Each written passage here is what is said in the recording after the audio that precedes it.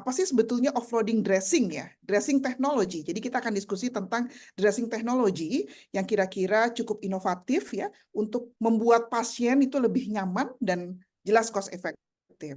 Tadi sudah diperkenalkan banyak oleh Mas Kana Fajar, tapi satu nih yang saya mau pamer ke Bapak Ibu sekalian bahwa kalau Bapak Ibu punya penelitian-penelitian yang bagus ya, mulai bulan ini saya masuk di editorial board of Wound Care Journal. Itu ada di London dan itu Q1. Jadi kalau misalnya Bapak Ibu kepengen bikin penelitian terus kemudian mau disampaikan ke international journal, ayo ya kita ikutan di sana. Oke. Sebelumnya saya disclaimer dulu bahwa seluruh kegiatan yang ada hari ini berupa PowerPoint baik video maupun dokumen maupun gambar-gambar ini adalah support dari WCARE Indonesia dan juga Indonesian AdMap sebagai program internasional yang didapuk oleh WCARE Indonesia dan juga alumni dari WCARE Center yaitu Indonesian Wound Care Clinician Association. Oke. Ada satu video, saya ingin memperkenalkan program ini karena saya adalah, tadi saya kenalkan program koordinator, sedangkan saya sendiri adalah direktur program dari program Indonesian AdMap. Tadi bolak-balik diputarkan pada saat istirahat, tapi saya yakin banyak yang belum melihat, jadi saya izin untuk memutarkan tentang video program Indonesian AdMap, sehingga Bapak Ibu akan melihat gambaran secara luas. Kenapa kok wound care di Indonesia, stomach care di Indonesia, dan continence care di Indonesia itu berkembang sangat pesat, hampir selama 17 tahun ini ya, karena kita memang selalu berupaya untuk membuat program-program yang langsung bisa membuat quality of life dari pasien meningkat. Ya. Suaranya terdengar, Pak Kana? Terdengar, Bu. Terdengar, Bu. Oke. WCARE Indonesia is a healthcare facility that specializes in wound, stoma, and continence care. Established in 2007 with the permission by Bogor City of Health Office, starting with home care nursing since 2006.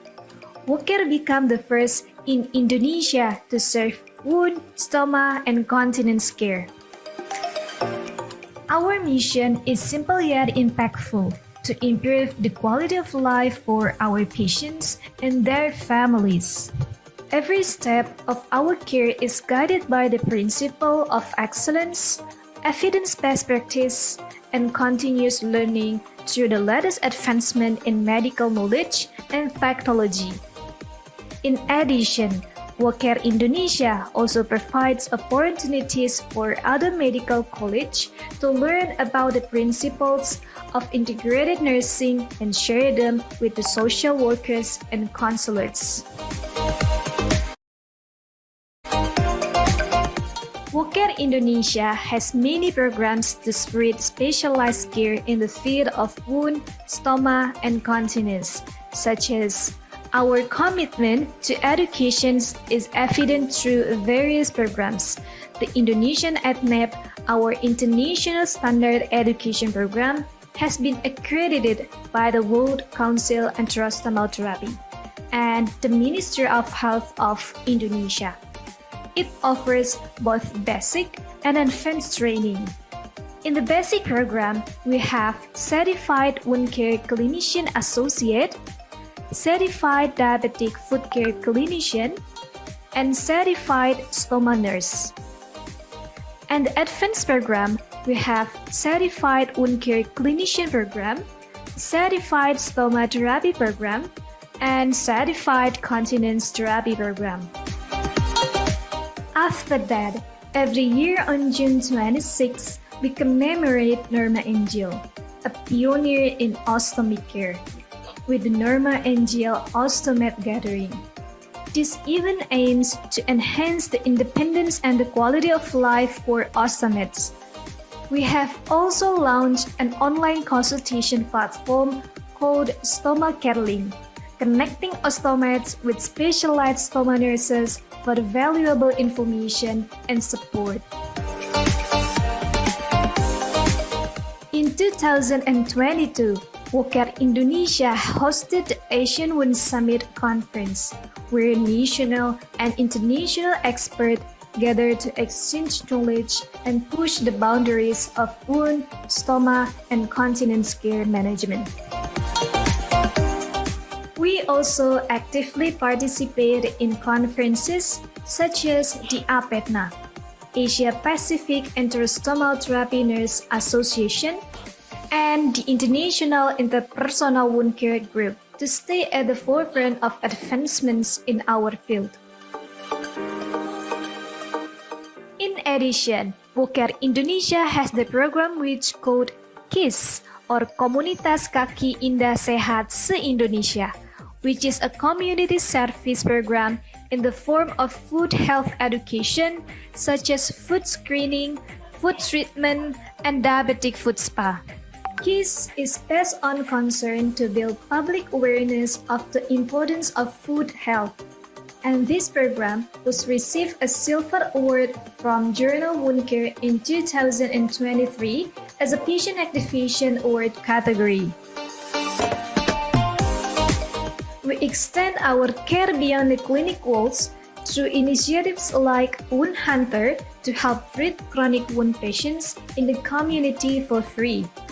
Additionally, we offer free stomach care and consultation services to ostomates in need. We stand by our commitment to the community to help victims of natural disasters such as the earthquake victims in Cianjur, Indonesia, 2022. WoodCare Indonesia is a forum for the development of wound, stoma, and continence. Currently, there are many independent practices of special care for wounds, stoma, and continence spread throughout Indonesia. The enthusiasm of health workers bring the new hope to prosper the health of Indonesian people and advance the education of medical in the field of wound, stoma, and continence.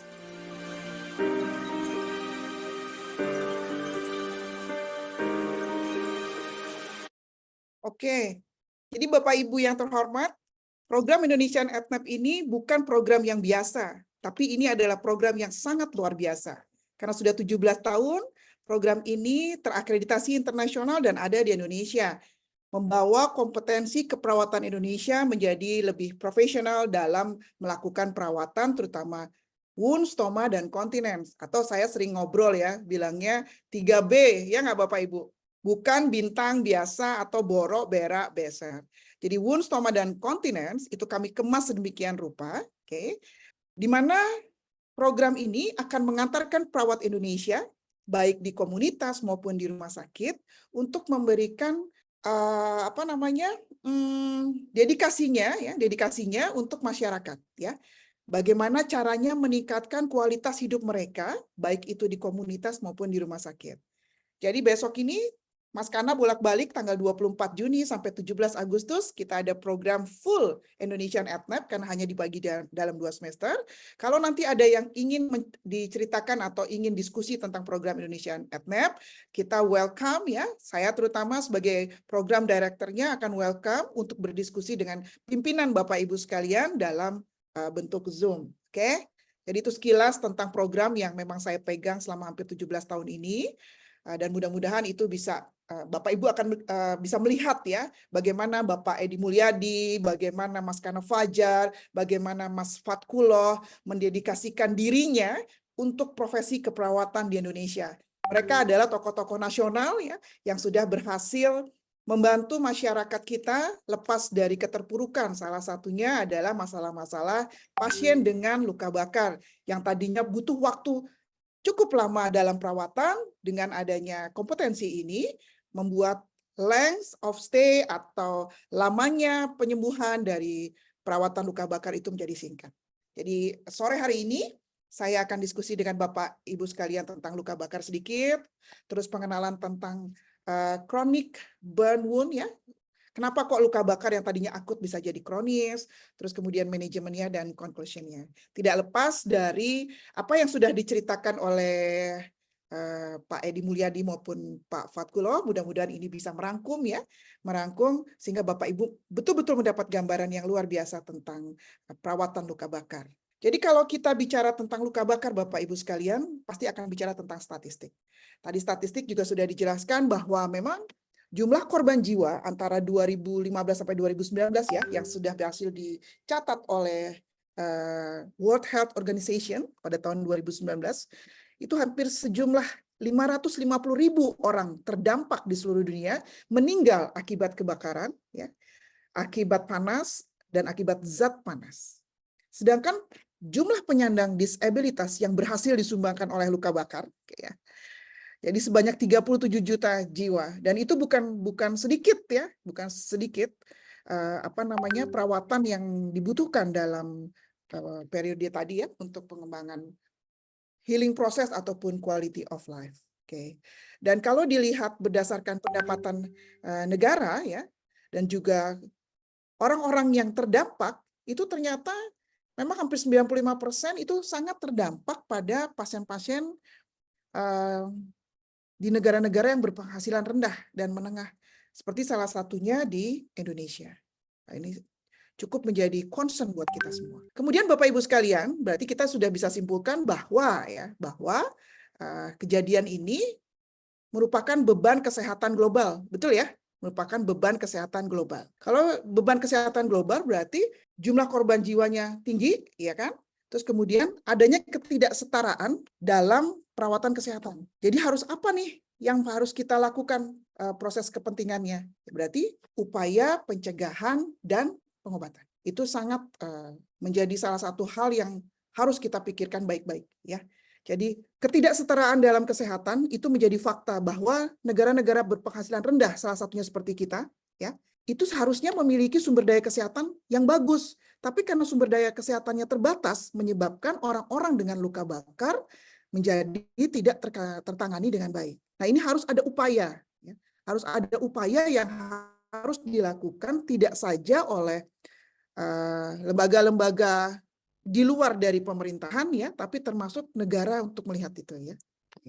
Ini kasus pasien di rumah sakit ya, satu rumah sakit.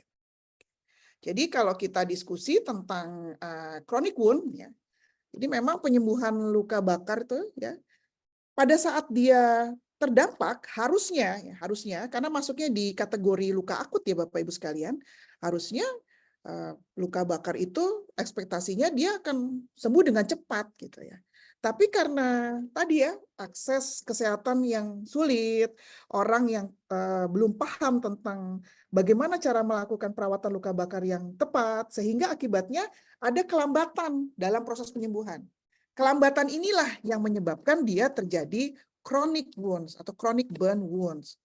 Oke, jadi kira-kira sekitar tipikalinya ya, rata-rata sekitar 3-4 minggu ya, itu kalau tidak mendapatkan penanganan yang tepat, mereka akan jatuh ke kondisi kronis.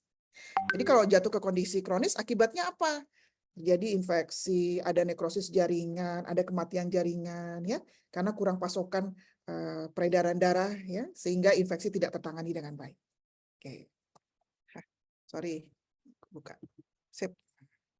Jadi bagaimana caranya akut jadi kronik? Nah, ini nih yang mesti harus kita tanamkan betul di pemikiran kita tentang progresi kejadian luka bakar ya, yang tadinya kejadiannya superficial, oke, terus kemudian pada saat dia superficial penanganannya tidak tepat menjadi lebih dalam lagi kondisinya, jadi stage-nya bertambah ya, yang tadinya stage 1, 2 jadi 3 dan 4, oke.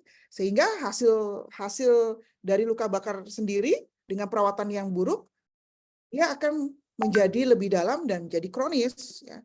Jadi memang perkembangan yang seperti ini yang sebetulnya harus dicegah, dan ini penting buat kita memahami tentang perawatan yang tepat dan melindungi area yang rentan agar kondisinya tidak menjadi lebih luas dan lebih dalam lagi. Kadang-kadang dilihat di beberapa tempat ya, perawatan luka bakar dibiarkan terbuka misalnya ya. Seperti contoh kasus ini kan, luka bakarnya dibiarkan terbuka. Harusnya dengan appropriate wound treatment ya, yang tepat penanganan masalah perawatannya, harusnya itu tidak terjadi. Itu yang mesti harus betul-betul dipikirkan oleh kita. Kenapa yang tadinya akut itu bisa menjadi kronis? Oke. Nih ya, jadi salah satu penyebabnya, salah 2, salah 3, salah 4, ya berapa? Salah 4 ya. Salah 4 penyebabnya, ini di samping Bapak Ibu sekalian, ada luka bakar di kepala, bolak-balik dilakukan debridement, ya. Terus kemudian pasiennya juga sulit tidur, ada pressure, dan lain sebagainya. Jadi memang penyebab utama luka bakar jadi kronis itu sebetulnya beragam gitu ya. Yang memang 4 ini menjadi salah satu dasar ya yang sering didiskusikan di kegiatan-kegiatan conference luka bakar ya. Jadi infeksi menjadi salah satu alasan utama kenapa luka bakar jadi kronis. Oke, ya. Jadi dia menghambat proses penyembuhan luka. Karena infeksinya tidak tertangani dengan baik. Terus kemudian yang kedua, pasokan darah yang kurang adekuat ya, poor blood supply ya, kurang adekuat, sehingga akibatnya apa? Ada terjadi iskemia. Kalau terjadi iskemia, kekurangan darah di situ bisa menyebabkan jaringannya menjadi nekrosis karena pasukan nutrisi dan juga oksigenasi tidak bagus. Terus kemudian karena underlying health condition ya, kondisi kesehatan yang mendasari misalnya ya, pasien dengan diabetes, pasien dengan malnutrisi, terus pasien dengan defisiensi, pasien kalau udah kena luka bakar yang kayak gini udah malas makan ya, stres dia. Nah, seperti ini tuh harusnya kita pahami bahwa kebutuhan nutrisi itu pada si pasien penting, kebutuhan emosional juga penting. Terus yang keempat ya, itu perawatan yang tidak memadai. Jadi pada saat kejadian luka bakar, pertama kali kejadian yang dilakukan itu terjadi keterlambatan dalam perawatan. Misalnya pada saat perawatan nih kayak misalnya di depan Bapak Ibu sekalian nih kan pakai tule seperti itu ya. Kalau tulenya ada silikonnya itu akan hasilnya lebih lumayan ya, tapi kalau tidak dia akan nempel. Jadinya kurang adekuat atau penggunaan misalnya iodin ya, rifanol ya, itu yang sudah ditiadakan tapi masih dilakukan ya. Jadi akibatnya karena perawatan yang tidak memadai atau alat kesehatan yang kurang itu menyebabkan luka dari akut jadi kronik, menjadi salah satu sebab ya. Oke. Terus kemudian biasanya karakteristiknya apa sih yang bisa terlihat gitu ya pada kasus-kasus luka bakar nih di depan Bapak Ibu sekalian ya, kasusnya jadi dari akut jadi become kronik ya. Apa yang terjadi pada pasien? Seringkali dia rasanya tuh nggak nyaman, ya nggak? Ada rasa nyeri dan tidak nyaman yang terus-menerus. Gatal ya, misalnya. Terus sensasi yang mengganggu si pasiennya sendiri. Kita bilang, oh itu udah mau sembuh itu, udah gatal dan lain sebagainya. Tapi kita nggak lihat warnanya sudah campur dengan bakteri ya, pasien sudah terinfeksi. Terus kemudian kita paham bahwa ini rentan terhadap infeksi sehingga menyebabkan pertumbuhan jaringan baru itu menjadi terhambat. Nah, hal ini dipahami, tapi kadang-kadang kita tidak tahu apa yang mau ditaruh di situ gitu ya. Apa yang mau dilakukan pada kasus-kasus luka bakar jika terjadi demikian? Ada panik dulu gitu ya. Terus kemudian timbul jaringan mati. Tanda-tanda yang paling khas pada chronic burn itu adalah kematian jaringan, ya. Dan kematian jaringan ini harus difasilitasi untuk dibuang. Nah, tapi dibuangnya gimana kalau nempel seperti itu? Oke, dengan alat kesehatan yang betul ya, yang modern gitu ya, yang evidence based gitu ya, itu akan mensupport terjadinya autolysis debridement. Jadi tubuhnya sendiri yang akan melepaskan jaringan nekrosis. Ini penting sekali Bapak Ibu. Kenapa? Karena kalau kita lakukan conservative sharp wound debridement, jadi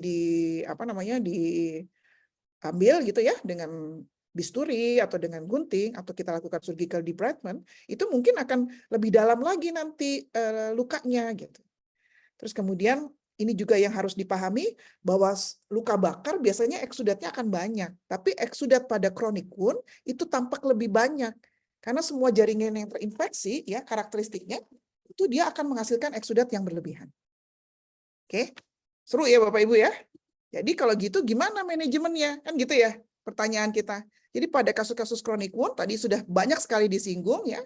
Jadi kurang lebih nih Bapak Ibu ada 6 hal yang harus kita perhatikan. Pertama, wound debridement. Jadi harus punya kemampuan pemikiran ya untuk menghilangkan jaringan mati atau jaringan yang terinfeksi sehingga akan mendorong tumbuhnya granulasi baru. Jadi jaringan yang baru tidak akan bertumbuh jika ada jaringan mati di situ. Yang kedua, pengendalian infeksi. Ya, pengendalian infeksi itu banyak caranya. Oke. Kalau betul dia ada sistemik, berarti ada kultur, terus kemudian diberikan antibiotik, kita kerjasama multidisiplin ya. Jadi kita harus membangun multidisiplin itu. Jadi memang program-program Indonesian EdNap ya, yang ada WUN, Stoma, dan Kontinen ini, kita mendukung atau mendorong kawan-kawan yang sudah mengikuti program itu untuk membuka WUN unit di tempatnya masing-masing ya, baik itu private practice maupun di rumah sakit, untuk membangun sebuah multidisiplin, karena akan dibutuhkan sekali. Kemudian yang paling penting pada infection control adalah bagaimana kita men-treat infeksinya tadi atau mencegah terjadinya infeksi dengan balutan yang tepat guna atau evidence based, atau istilahnya Mas Kana tuh wound dressing technology. Oh, nanti lihat di di workshopnya ya. Wound dressing technology itu maksudnya gimana gitu ya. Jadi memang dressing yang memang dia sudah bercampur-campur gitu. Oke, ntar dilihat ya. Terus kemudian yang ketiga, mampu mempertahankan luka dalam kondisi yang lembab. Sudah bolak-balik dari awal dijelaskan bahwa hanya dengan kondisi lembab, ya, hanya dengan kondisi lembab, jaringan mati bisa hilang dan granulasi akan bisa bertumbuh. Terus kemudian menggunakan advanced therapy, ini juga nanti akan banyak dibicarakan di workshop ya. Misalnya salah satunya dengan negative pressure wound treatment. Terus kemudian nutritional support itu jangan dilupakan, karena kebutuhan dari pasien-pasien dengan luka bakar seperti ini ya, atau pasien-pasien dengan chronic wound, selain dia butuh protein, dia juga butuh antioksidan ya, seperti vitamin C, vitamin E, vitamin B, dan lain sebagainya ya. Itu memang tergabung dalam proses kebutuhannya dia. Terus yang terakhir adalah pain management. Kalau pasien-pasien diabetes, lukanya di kaki, dia ada neuropati. Oke, ada neuropati sindrom yang menyebabkan dia tidak ada rasa nyeri. Tapi pada pasien-pasien luka bakar, dia ada rasa nyerinya, Bapak Ibu. Jadi kalau ada rasa nyerinya, jangan dibiarkan dia, kasihan ya. Jangan dibiarkan. Jadi penting sekali kita memahami bahwa pain management itu sangat bermakna buat pasien-pasien dengan luka bakar. Ini salah satu contohnya ya. Ini ada kasus luka bakar di salah satu rumah sakit, dibiarkan terbuka. Jadi kalau kita lihat luka bakar yang seperti ini, ada kulit melepuh gitu ya, nggak boleh dikuliti juga. Kenapa nggak boleh dikuliti? Karena fungsi dari epidermis yang habis terbakar tadi, yang menempel di atas tadi itu, dia berfungsi sebagai transparent film yang melindungi permukaan luka. Jadi dia bisa menciptakan lingkungan yang lembab. Ya. Kalau dia masih tetap stay di situ, ada kemungkinan infeksi tidak akan terjadi karena sudah terlindungi. Terbayang ya Bapak Ibu ya? Tapi kalau kita kuliti, itu akan terjadi progresif untuk masalah-masalah infeksi akan muncul. Jika dia tetap terlindungi dengan baik, maka pemulihan perawatan lukanya juga akan makin cepat. Ya. Jadi hati-hati pada saat kita lakukan perawatan, jangan main kita kelupasin. Oke. Nah, jadi kalau gitu, apa sih sebetulnya yang menjadi bahan pemikiran ya dari traditional dressing ke advanced wound dressing atau dressing yang teknologi gitu ya, yang bisa bikin dia offloading dressing teknologi gitu. Jadi kalau misalnya kita biarkan terbuka, kira-kira akan terjadi perlukaan baru lagi enggak? Akan terjadi gesekan enggak? Iya. Ya. Jadi memang penting sekali menyiapkan balutan yang betul. Tapi sebelumnya jangan lupa membersihkan luka juga penting ya. Terus kemudian tujuan kita adalah bagaimana caranya setelah pembersihan itu akan mensupport untuk mencegah terjadinya infeksi. Terus mengurangi rasa sakit ya akibat cedera. Jadi kita bersihkan lukanya, terus kemudian kita kasih dressing yang tepat untuk merangsang proses penyembuhan. Terus kemudian tujuan utama dari pembersihan juga mencegah infeksi ya. Dan juga kalau misalnya balutan masih menempel, itu akan menimbulkan rasa sakit. Diingat baik-baik, ini perbedaannya antara chronic wound di diabetik dan luka bakar. Pain akan sering lebih muncul ya. Karena memang secara umum di negara-negara berkembang seperti di Indonesia, penanganan luka bakar itu seringkali menjadi cedera yang panjang gitu. Harusnya pasien-pasien luka bakar tidak mengalami cedera yang panjang tadi, yang masuk ke koronis ya, karena kasus kejadiannya adalah akut. Ya. Oke. Kasihan pasien anak nih Bapak Ibu. Mestinya kalau lihat seperti ini kan simpel sekali cara perawatannya ya. Oke. Nah, kemudian kalau gitu wound dressing apa sih yang dibutuhkan? Nah, semua chronic wound itu membutuhkan dressing. Ada berapa banyak dressing yang ada di dunia ini? Lebih dari 3.500 jenis. Pusing nggak? Pusing banget dong ya. Jadi kalau gitu apa sih yang paling penting pemikiran kita terhadap dressing? Jangan terlalu ribet Bapak Ibu sekalian ya. Jadi kalau cari dressing, cari yang mampu mencegah infeksi. Satu. Yang kedua, bisa mempromosi penyembuhan. Setuju nggak? Yang ketiga, mampu mengelola nyeri. Jadi pada saat dilepas, dia nggak menimbulkan rasa sakit. Yang ketiga, bisa mengurangi bekas luka. Karena kasus-kasus luka bakar seringkali timbul habis skar, terus jadi keloid. Nah, itu mesti dipikirkan. Yang kelima, dia harus mencegah terjadinya dehidrasi. Karena luka bakar kan nggak kecil-kecil ya, tapi luas. Kan tadi ada TBSA ya di tempatnya Pak Edi Mulyadi ya. Jadi kita mesti lihat tuh seberapa luas karena resikonya adalah dehidrasi. Pilih balutan yang bisa mencegah dehidrasi. Terus kemudian tadi mengungkapkan ya, terus kemudian bisa memfasilitasi rehabilitasi. Artinya pasien juga bisa bergerak. Jangan sampai pas dikasih balutan seperti ini pasien nggak bisa bergerak. Nah, itu juga membahayakan. Karena proses epitelisasinya bergerak cepat ya. Kalau misalnya pasiennya dikasih balutan yang dia tidak bisa bergerak, nanti akan menimbulkan disabilitas. Dan yang terakhir yang paling penting sekali ada pasiennya nyaman. Kalau pasiennya nyaman, pasiennya akan patuh. Patuh ngapain Bapak Ibu? Patuh supaya tidak membuka balutannya. Ini kadang-kadang, aduh terlalu sesak, terlalu kencang, terlalu segala macam. Nah itu yang menyebabkan permasalahan. Nah ini beberapa kategori ya, klasifikasi dressing. Nah ini bisa dipelajari oleh Bapak Ibu, apalagi kalau Bapak Ibu melanjutkan atau berkeinginan untuk meneruskan kompetensi ini ke program yang lebih advance ya. Saya ambil salah satu contohnya, misalnya wound dressing yang sering kita gunakan.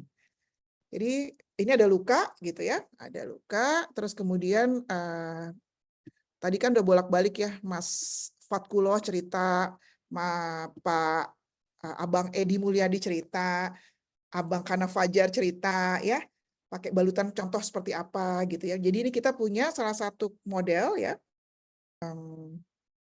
teori gitu ya. Tadi kan udah disebutkan bahwa harus lembab, harus nggak lengket, terus kemudian mengatasi dehidrasi dan lain sebagainya itu ya. Jadi kita pilih nih, kita campur antara hydrogel dengan zinc cream. Oke. Jadi Chitosan zinc cream itu buat antiinflamasi. Terus kemudian hydrogelnya itu Bapak Ibu, dia akan fill dead space ya. Dia akan masuk ke sela-sela jaringan yang mati tadi akibat luka bakar, atau jaringan-jaringan yang mati, atau jaringan-jaringan yang dehidrasi. Jadi dia bisa menghidrasi. Sedang fungsinya untuk mengcover, menyebabkan dia tetap lembab. Terus kemudian Chitosannya itu menurunkan inflamasi. Jadi ini adalah panduan yang bagus banget nih Bapak Ibu ya, panduan yang bagus sekali. Oke. Ini penting sekali ya, ini salah satu contohnya. Jadi zinc creamnya itu dimix Bapak Ibu ya, dimix, ambil tempat, dimix, terus kemudian setelah dimix baru deh ditempelkan pelan-pelan pasien. Pasiennya jerit-jerit nggak kan ya? Pasiennya tenang ya, pasiennya nggak jerit-jerit, tenang. Jadi efek yang dibutuhkan adalah efek antibakterial karena zinc memiliki sifat antibakteri. Oke, jadi mengurangi jumlah infeksi. Terus kemudian chitosannya sendiri itu mengurangi peradangan.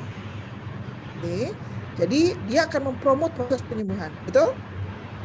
Hydrogel juga mempromot proses penyembuhan karena dia menghidrasi tadi, menghidrasi yang terbakar tadi. Terus kemudian campurannya ini tujuannya adalah melindungi luka tadi, sehingga pasiennya nyaman. Pasiennya nyaman. Jadi kalau misalnya pasiennya dikasih balutan setelah ini, dia akan feel comfort. Nggak ngerasa gesek-gesek dan lain sebagainya. Saya coba cepetin ya. Ya. Jadi kalau seperti ini kita kayak bikin ini ya Bapak Ibu ya. Adonan kue ya. Adonan kue. Nah, gentle, pelan-pelan ya. Luka bakar tuh cukup membutuhkan banyak balutan ya. Jadi kalau misalnya diganti tiap hari juga nggak nyaman buat si pasiennya. Ini memang tidak kita ganti tiap hari. Kita butuhkan bagaimana caranya pasiennya juga rasanya kita penting ya, penting sekali Bapak Ibu memahami penggunaan dressing yang beraneka ragam ya, bermacam-macam.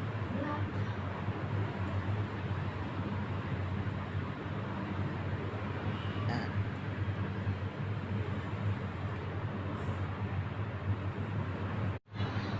Kemudian Bapak Ibu, konsepnya sendiri apa sih untuk offloading di wound care atau di burn ini ya? Jadi maksud konsepnya itu bagaimana perawatan luka bakar ini pada saat kita melakukan perawatan itu mengurangi tekanan mekanis atau stres pada luka, oke? Sehingga menciptakan kondisi penyembuhan yang optimal, sehingga tidak memberikan tekanan yang berlebihan, tidak menyebabkan gesekan. Bapak Ibu lihat di luka sebelah, ya. Jadi kalau kita lihat di luka sebelah, ini dia sudah menggunakan dressing yang kurang lebih tepat loh, dengan transparan film. Tapi sayangnya dia tidak menggunakan offloading atau yang mengurangi tekanan buat ke luka. Akibatnya apa kalau tidak ada tekanan ke luka? Lukanya jadi apa? Jadi stres, ya nggak? Jadi stres dia. Akibatnya apa? Perburukan. Oke? Jadi tujuan utama dari offloading ya, offloading pada dressing ini adalah mendistribusikan tekanan, oke ya, supaya seluruh area luka bakar itu tidak timbul luka baru, terutama pada zona koagulasi itu ya. Kan kita nutupnya cuma di tengah misalnya, lukanya 10x10 kita lihat, terus kita tutupnya 10x10 nggak boleh, ya harus lebih luas lagi. Karena kemungkinan akan terjadi hiperemia yang akan menyebabkan kerusakan lebih lanjut. Jadi dengan begitu penggunaan dressing yang tepat jangan satu macam. Oke. Jadi pilihan kita adalah bagaimana bisa menghidrasi rasa panasnya, terus kemudian melindungi kulit di atasnya, terus yang ketiga adalah memberikan bantalan supaya tidak terjadi tekanan ataupun gesekan. Oke, jadi kalau lihat seperti ini, sebetulnya sudah menggunakan modern dressing, tapi kurang tepat penggunaannya. Oke. Jadi kalau gitu dressing-dressing teknologi yang ada di pasaran saat ini yang bisa bermanfaat untuk pasien-pasien dengan luka bakar ya, misalnya foam dressing ya. Ini foam dressing ini seperti ini. Terus ada hydrocolloid dressing, nanti abis ini ada case study-nya, ada hydrofiber dressing, silicone dressing, alginate dressing, silver dressing, negative pressure wound treatment itu salah satu advanced dressing yang memang kita kembangkan ya. Artinya kita juga harus berkenalan atau harus bersinergi dengan teknologi ya. Terus kemudian kita juga masih menggunakan pads dan cushion seperti ini ya, kita pakai Pampers. Terus ada juga total contact casting. Jadi nanti di workshop ini akan lebih di-clearkan lagi, dijelaskan oleh ko-koordinator program Indonesian ATEP kita dengan Mas Kana Fajar ya. Oke. Sip. Nah, ini pasien yang tadi nih Bapak Ibu. Jadi awalnya dia lukanya seperti ini nih. Ya enggak? Terus kemudian tadi ya, balut. Terus kasih apa? Offloading dia, kasih dressing yang supaya mengurangi tekanan dan friction. Jadi kalau hanya transparan film aja, itu kurang bermakna buat pasiennya. Kasih bantalan, terus kemudian fiksasi. Oke? Kasih bantalan, kemudian fiksasi. Tujuannya supaya apa? Supaya tidak terjadi gesekan dan tekanan yang menyebabkan timbulnya luka baru. Terus jangan lupa ini nggak boleh dikuliti, tapi kalau dipecahin boleh ya. Dipecahin boleh tapi tidak dikuliti. Cara mecahinnya gimana? Pakai suntikan terus disedot gitu nggak usah. Gunting aja pinggir-pinggirnya sini biar dia keluar mengikuti gravitasi ya. Terus kemudian kita tekan-tekan, cuci yang bagus ya. Terus kemudian lakukan pembalutan yang tepat. Nah, ini hari kedua nih. Perawatan kedua setelah 3-4 hari ya. Balutannya kurang lebih seperti ini setelah dibuka tadi ya. Pressure. Terus Bapak Ibu bisa lihat nggak? Oke, ya. Ini perawatan ketiga, 3 hari kemudian ya, perawatan ketiga, kondisinya udah seperti ini. Jadi bola-bolanya hilang gitu ya. Tapi kulit atau epidermisnya masih menempel bagus. Perawatan keempat, oke. Dilihat bahwa epidermis sudah tidak berfungsi bagus. Nanti lihat yang ini ya Bapak Ibu ya. Yang terbungkus oleh epidermis dan yang tidak terbungkus oleh epidermis. Oke. Setelah perawatan keempat, 3 hari kemudian gitu ya, ini kelihatan ini mulai makin membaik ya. Tapi di sini masih ada source basah, oke, eksudat ya, ada basah di situ. Yang lainnya enggak bagus.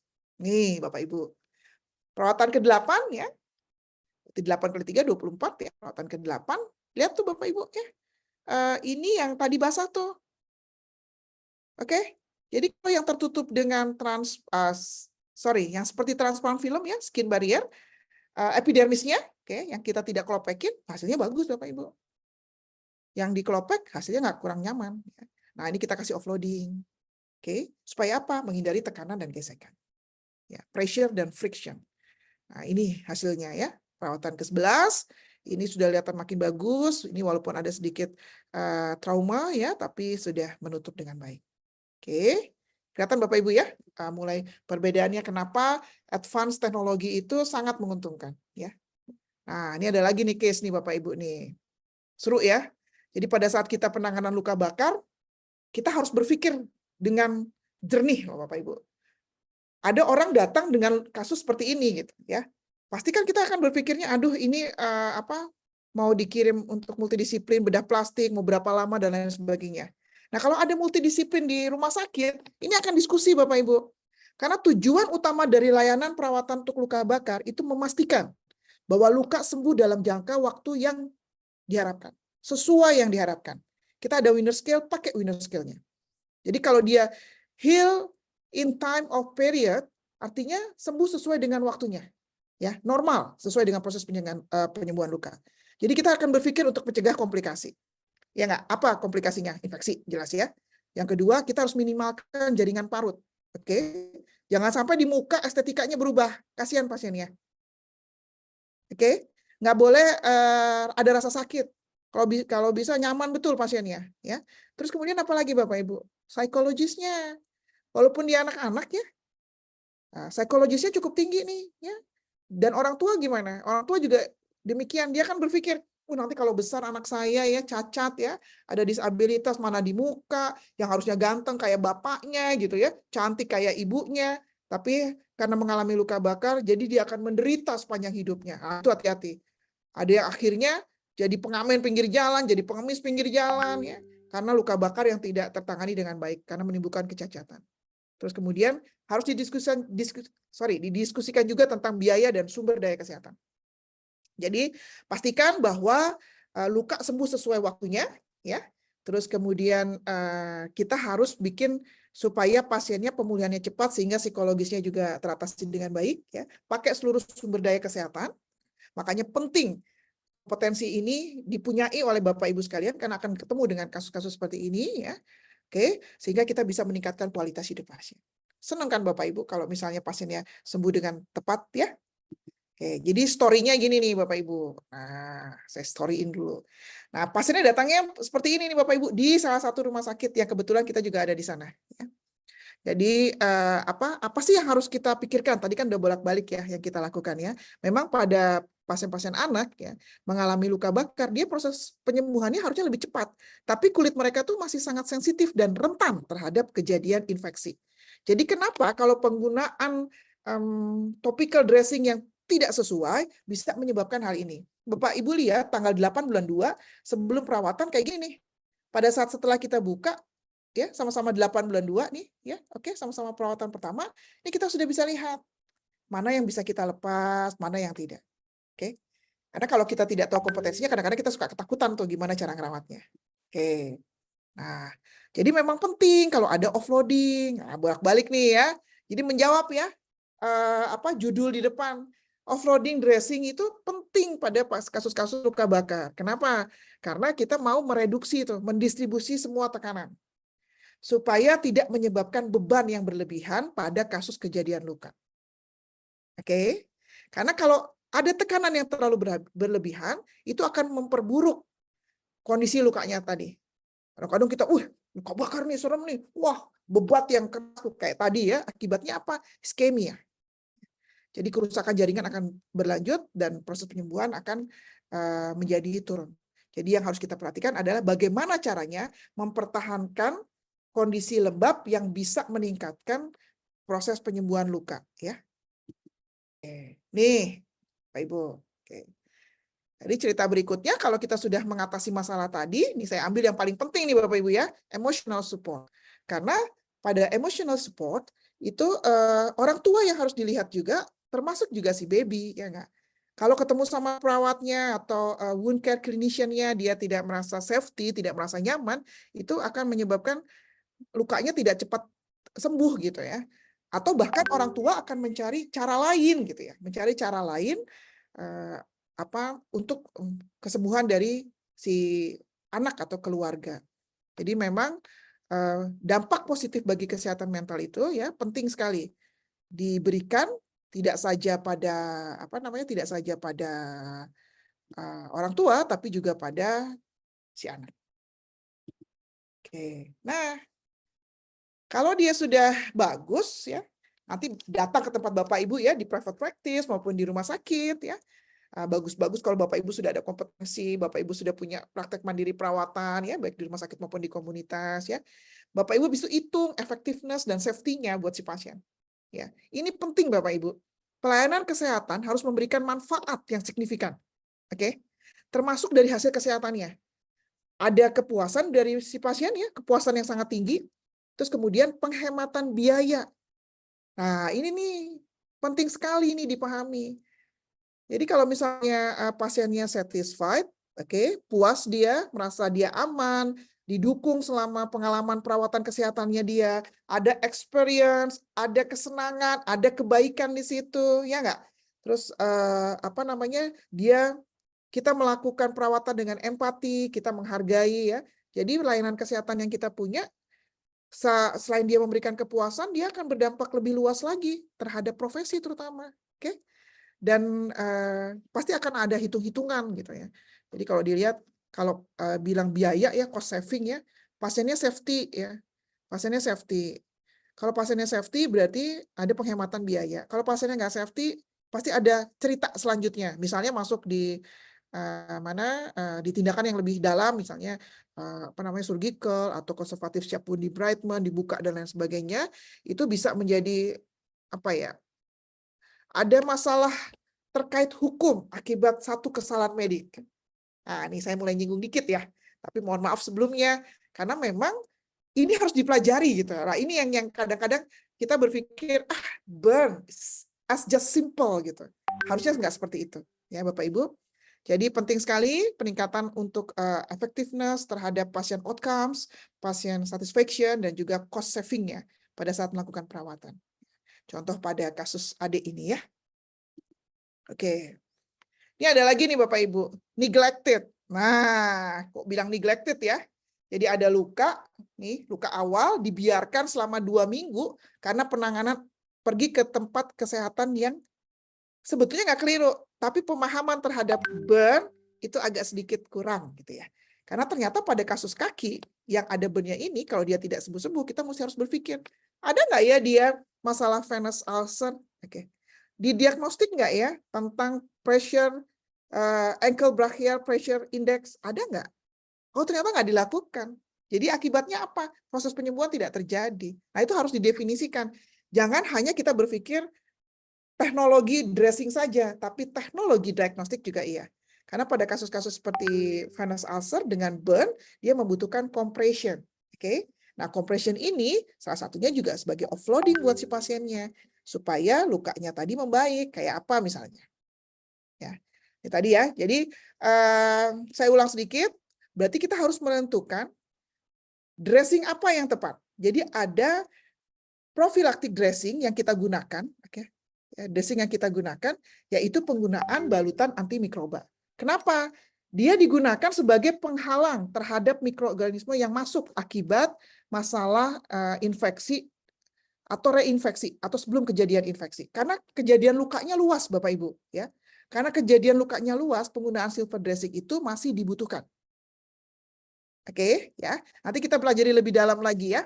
Kalau Bapak Ibu pengen tahu tentang balutan antimikroba. Oke. Jadi memang pada saat kita menggunakan antimikrobial, ini ada beberapa penggunaan. Salah satunya prophylactic use. Ini digunakan pada kasus-kasus burn. Ya, digunakan pada kasus-kasus burn. Tujuannya apa? Tujuannya untuk menghindari terjadinya resiko infeksi karena luka yang luas. Oke, dipahami ya Bapak Ibu ya? Oke, nah gini deh hasilnya. Nih ya, Pas dibuka pertemuan kedua. Sudah kelihatan hasilnya sangat signifikan. Terus kemudian masih kita balut offloading dengan advanced dressing menggunakan hydrocolloid. Terus kemudian kita pressure bandage. Nah, ini hasilnya. Beda ya Bapak Ibu ya. Hasil berikutnya setelah seminggu dia datang. Jadi nggak usah kalau yang tadi 3 hari, ini seminggu. Oke. Terus kemudian paling penting juga dipahami untuk kasus pasien ini tentang proteksi dressing. Kan digunakan hydrocolloid. Tadi foam dressing, sekarang hydrocolloid. Jadi gunanya untuk melindungi lukanya akibat gesekan. Kan sudah stadium 2 ya, menuju stadium 1, dia butuh balutan yang fix. Ya. Kapan bisa diganti? Kalau balutannya lepas. Jadi pasiennya 2 minggu juga nggak problem. Oke. Terus kemudian yang berikutnya, sama seperti pembicara-pembicara sebelumnya, jangan lupa pada saat stadium 1 yang harus kita lakukan adalah bagaimana melindunginya. Kan nggak mungkin kita tutup pakai hydrocolloid keseluruhan. Berarti kita harus berpikir bagaimana yang bisa absorb di kulitnya tapi juga nyaman. Nah, kebetulan kita punya nih natural lotion. Nah, ini sebetulnya Papua Merah ini merupakan salah satu novelty ya, novelty yang didapuk di Research and Development di WooCare Indonesia, ya. Bagaimana caranya mengatasi kasus atau masalah-masalah pasien jika dia sudah selesai melakukan perawatan, tapi kulitnya belum sempurna. Ya, jadi ini digunakan karena memang signifikan memperbaiki kondisi luka. Ya. Ini newborn Bapak Ibu, ya, newborn. Jadi bukan newborn ya, kalau newborn tuh bayi baru ya. Ini luka baru gitu ya. Tadi kan lukanya udah kronis-kronis nih, aku pengen luka baru nih ya. Jadi luka baru tuh dasarnya kan sebenarnya steril ya. Kalau dia dasarnya steril, harusnya yang kita lakukan steril, enggak juga, harus bersih karena dia sudah terkontaminasi di luar. Tapi bersih di sini jangan sampai dia menghasilkan infeksi atau menjadi infeksi. Jadi memang balutan yang kita pilih adalah prophylactic dressing. Nah, kita boleh menggunakan silver. Nah, varian yang paling baru, silver, udah muncul nih. Banyak ya varian silver, tapi salah satu yang simple dan mudah, itu bisa kita campur gel, ya, metcofazin campur gel, itu sangat dianjurkan sekali. Dan case-nya, 1 kali pertemuan, hasilnya udah seperti ini. Oke? Pada kasus newborn. Ini ada 1 kasus lagi nih, kiriman dari salah satu koordinator kita. Mbak Marina Ruran, ini nomor teleponnya. Nanti kalau mau diskusi, mau cerita tentang case-nya gitu ya. Nah, ini ada ya. Sorry, ini harusnya ditutup nih. Nanti aku tutup pas di pelataran ya, Mas ya. Jadi udah izin ke keluarga ya. Ini sama jadi tutup aja nih. Karena simple dressing ya. Ini pakai prophylactic dressing. Kita campur gel dengan metcofazin silver. Ya. Tangannya. Pak Ibu lihat sendiri kondisinya. Oke. Ya, 1 kali pertemuan. Nah, coba sebelahnya nih ya. Nyaman pasti. Jadi memang yang kita harus pikirkan betul-betul adalah rasa nyaman buat semua. Dan jangan sampai menimbulkan bekas luka. Oke? Kasus yang seperti ini kan keluarga juga ngeri ya, takut ya. Kelihatan banget. Ini sama. Ya? Oke. Saya juga menyinggung sedikit Bapak Ibu tentang pain management ya. Jadi pengelolaan nyeri pada luka bakar itu pendekatannya memang banyak ya, metodenya banyak.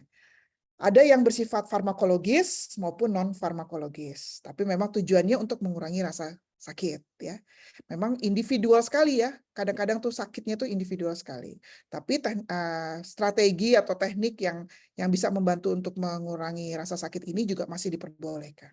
Kalau metode farmakologis, misalnya penggunaan obat-obatan seperti analgesik, ya, antidepresan atau antikonvulsan, itu juga boleh dikasih.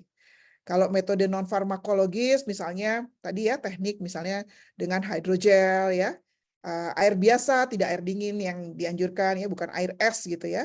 Terus kemudian menggunakan perban atau balutan yang sesuai, ya, sehingga mencegah terjadinya kontraktur atau rasa sakit.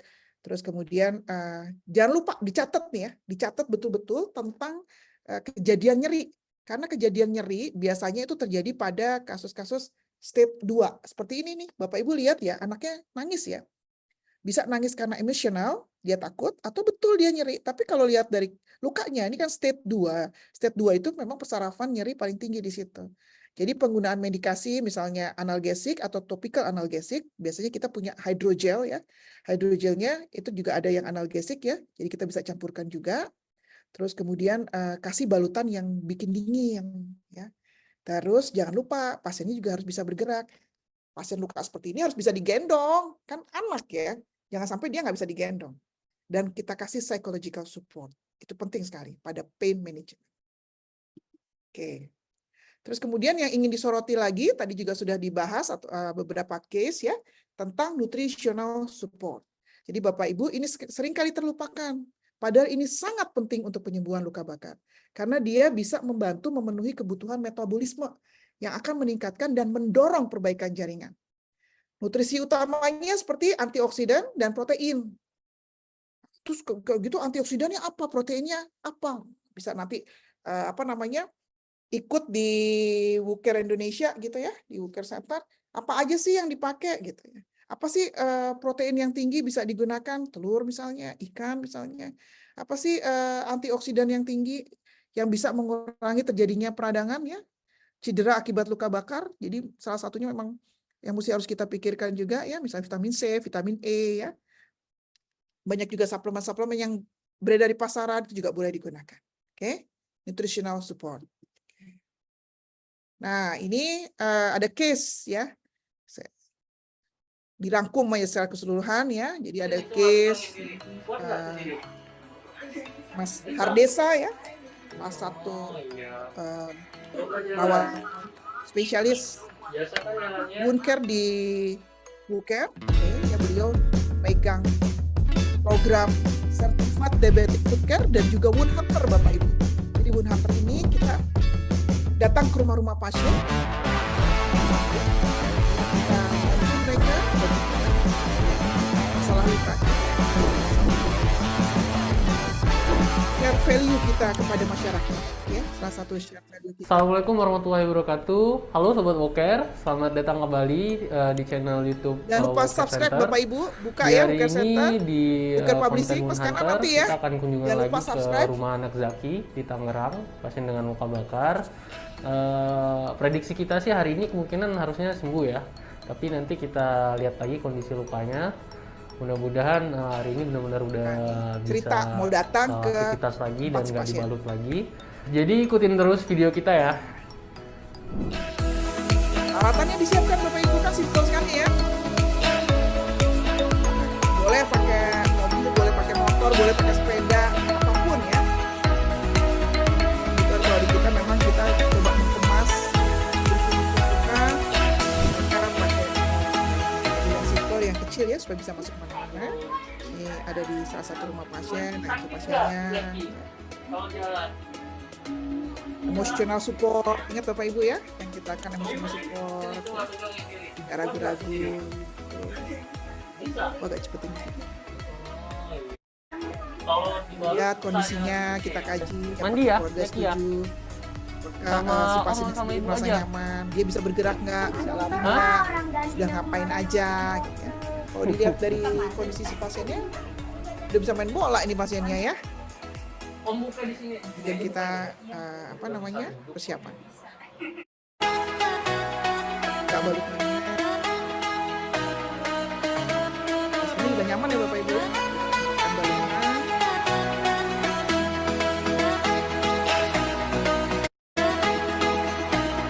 Nah, Bapak Ibu lihat tuh ada offloading dengan menggunakan foam dressing supaya tidak terjadi tekanan yang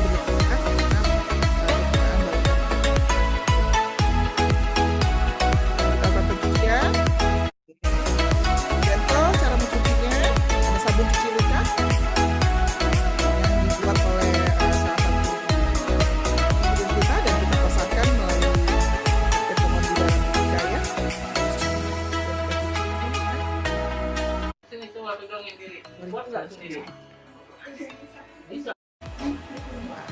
Kita tempelkan lagi hidrokoloid yang lainnya. Itu bisa kita gunakan Kan kalau memang proses lotion luka karena itu sudah kalau stage udah 1. kayak gini Jadi kan karena pasti ada antioksidannya bekasnya tuh. tinggi, ya, Jadi biar kita cepat kasih bekasnya pudar, harus dikasih selain dari treatment kayak sistemik gini. ya yang kita Dikasih lotion. Terus dia buat sel.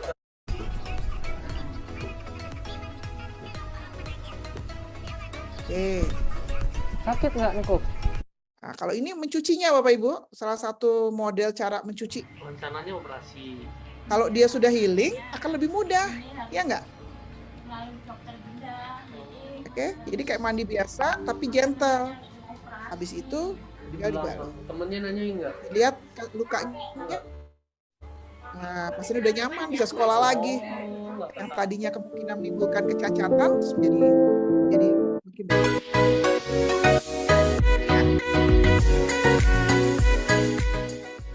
Rencananya operasi. Hati-hati pada saat mencuci. Kalau lukanya belum healing, kita nggak mencuci secara kasar. Tapi ini enaknya nih, cairan sabun pencuci ini, dia lembut ya. Terus kemudian tidak pedih. Luka. Terus karena nggak ada Takut kita ya. BPJS, Tapi ada baiknya juga dicoba dulu. ada pola Main perawat nutrisi inapnya, kalau kayak gitu. obat-obatan. Jadi pilihan pencuciannya juga mesti harus clear ya. 20-an. bedahnya aja Job. Pulang. Pulang sambil cari-cari solusi, ini nggak bisa kalau Bapak dia sekarang ada tangan Air hangat aja Bapak Ibu nih, karena di rumah ya. Nah, itu boleh dilakukan. Jadi jangan khawatir. Kata siapa itu? Ya dokter umum Oke. yang jaga itu. Ternyata dari ujung Aceh, Jawa Tengah sampai di Bogor, kondisinya sama ya Bapak Ibu sekalian ya. Cara perawatannya mirip kan memang standar operasional prosedur yang kita buat itu memang bisa digunakan oleh kawan-kawan seluruh Indonesia. Jadi kawan-kawan yang sudah masuk di sebagai alumni dari Nuclear Indonesia pasti sudah memiliki standar operasional prosedur yang sesuai. Jadi mengikuti program-program seperti ini, pasti Bapak Ibu kan ingin rewind ya, ingin update apa sih Temennya nanyain ya nggak? di salah satu standar operasional prosedur yang memang harus Oh, secara enak nggak dikasih? concern ya untuk meningkatkan quality of life. Wangi ya? Iya. Lihat Bapak Ibu Cium kan? nanti bisa ditonton ya di YouTube-nya Nuclear Indonesia. Rencananya Oke, operasi. jadi yang harus kita pikirkan apa? Quality of care. Lagi-lagi itu quality of care. Oke, jadi kalau lihat seperti ini, pasien juga udah bingung nggak karu-karuan mau kemana gitu ya. Ini juga salah satu pasien ya di tempat koordinator kita ya, di tempat Mbak Rulan di Jakarta ya. Jadi kita lihat The Miracle of 10 Days. Tadi juga pasien-pasien kita The Miracle of 10 Days selama akut ya, dalam kondisi akut itu harus kita pikirkan betul-betul. Dan saya sangat bersyukur sekali ya dengan temuan adanya metcovazin ini ya dengan campuran citosan. Ini saya lagi masuk di penelitian berikutnya bersama dengan tim research and development kita itu untuk mengemas satu dressing baru yang memang khusus untuk burn. Jadi Bapak Ibu nggak usah pusing lagi tuh. Di dalamnya tuh nanti ada yang buat hidrasi, ada yang buat anti nyeri dan lain sebagainya. Karena memang kebutuhannya ternyata sangat banyak, terutama di negara berkembang seperti kita. Dan ini sangat amazing sekali ya, pasien 10 hari ya di rumah sakit dia terus memilih untuk datang ke private practice. Paling bagus lagi kalau di tempat kita ya di rumah sakit itu sudah ada wound unitnya yang bisa membantu pasien-pasien seperti ini. Jadi pada saat dia sudah selesai misalnya perawatan di rumah sakit bisa dilanjutkan lagi di private practice. Sebetulnya itu Bapak Ibu yang menjadi concern di kita ya. Oke, jadi memang jadi kalau gitu bagaimana future direction dan innovation-nya? Jadi fokus kita adalah meningkatkan hasil penyembuhan ya, mengurangi komplikasi dan meningkatkan kenyamanan pada pasien. Nah, itu sudah terpapar semua tuh dari pembicara pertama, kedua, saya, terus kemudian dari slide pertama sampai yang terakhir ini. Bapak Ibu bisa bayangkan nggak dengan kasus yang saya tampilkan ini? Oke, ada nggak hasil penyembuhan yang bagus kalau model perawatannya seperti ini? Mengurangi komplikasi nggak? Nyaman nggak buat pasiennya? Masya Allah. Ya, ini dibuka semua Bapak Ibu. Yang bisa dibalut, yang nggak dibuka begitu aja. Nah, itu hati-hati. Gitu. Di dunia belahan lain, ya, artinya bukan di Indonesia Bapak Ibu, yang sudah lebih berkembang ya. Mereka punya smart dressing, 3D print dressing, bioengineering, dan skin substitute. NPWT-nya sudah NPWTI. Jadi ada installation, kasih cairan di situ. Terus kemudian hydrogel dressing yang yang mampu membuat balutan itu lembab, tapi ada efek mendingin juga, tapi juga bikin pasiennya nggak nyeri. Terus kemudian mereka punya superfood dan immune boosting nutrien. Itu di cover semua sama government, di cover semua sama negara. Bagaimana dengan kita? Ya, itu bisa menjadi pemikiran bersama-sama. Kalau jumlah dari perawat yang memiliki kompetensi ini makin banyak ya. Terutama paling bagus lagi kalau private practice di komunitas udah banyak, tapi di rumah sakit ya, di hospital itu masih sedikit sekali. Jadi ini salah satu challenge yang harus diambil sebetulnya oleh rumah sakit. Ya. Jadi saya ketengahkan salah satunya aja adalah tentang metode perawatan dengan menggunakan negative pressure treatment atau negative intermittent ya. Yang ini banyak sekali digunakan di luar ya. Kita juga menggunakan di beberapa kasus kalau pasiennya mampu, karena memang harganya cukup mahal ya. Tapi secara ilmiah itu sudah dibuktikan bahwa hasilnya itu betul-betul hasil yang bisa meningkatkan efektivitas dari proses penyembuhan. Oke ya. Jadi ini ada beberapa penelitian penggunaan negative pressure ya. Jadi waktu healing cuma 6,7, oke. Terus kemudian menggantinya cuma 3,5 kali. Terus length of stay-nya ya 9,7 hari. Ya. Pakai narkotik dose ya karena nyeri ya pasiennya. Ini salah satu hasil ya yang terjadi, dan memang kelihatan ya kalau pakai NPWT karena ada tekanan ya, intermittent tekanan yang terus-menerus gitu. Nah, seperti ini nih modelnya. Oke. Bapak Ibu masih semangat sore hari ini, insya Allah ya, bahwa saya bisa simpulkan sedikit bahwa bukti klinis dan keefektifan dari teknologi balutan yang mengurangi tekanan atau offloading dressing technologies itu sangat menekankan terhadap peran pentingnya dalam manajemen perawatan luka.